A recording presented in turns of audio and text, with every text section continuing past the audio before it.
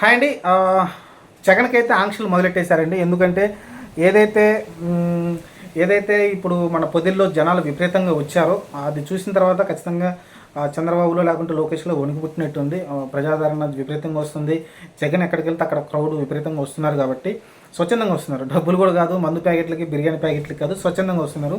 సరే వాళ్ళకి పిలిస్తే ఒక 1000 మంది 2000 మందిని పిలుచుకోవచ్చు, కానీ స్వచ్ఛందంగా అయితే జగన్ చూడాలని అయితే చాలామంది అయితే వాళ్ళ కార్యకర్తలు నాయకులు అయితే విపరీతంగా అయితే వస్తున్నారు. దాన్ని చూసిన కూటమి అనుకోవచ్చు, లేకుంటే లోకేష్ చంద్రబాబు అనుకోవచ్చు, నిర్ణయం అనుకోవచ్చు, ఆంక్షలు అయితే విధిస్తున్నారండి గట్టిగా. ఎందుకంటే ఇంతకుముందు యోగలం స్టార్ట్ చేసినప్పుడు లోకేష్కి 41A కావచ్చు, లేకుంటే రకరకాలు తీసుకొచ్చారు కదా జీవోలు.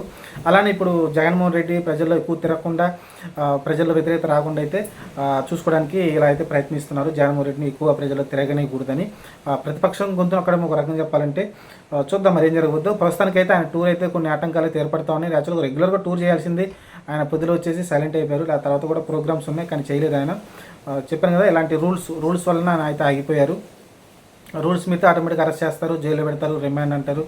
అదంతా పెద్ద తతం కదా, చూడాలి మరి ఏం జరగవద్దు.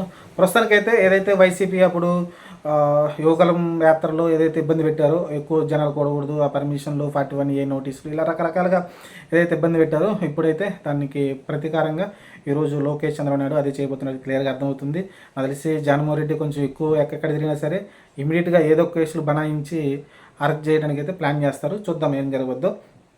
ప్రస్తుతానికైతే జగన్మోహన్ రెడ్డి ఎక్కడికి వెళ్ళినా సరే జనాదరణ అయితే విపరీతంగా లభిస్తుంది. స్వచ్ఛందంగా వస్తున్నారు, ఎగబడుతున్నారు జనాలు అయితే.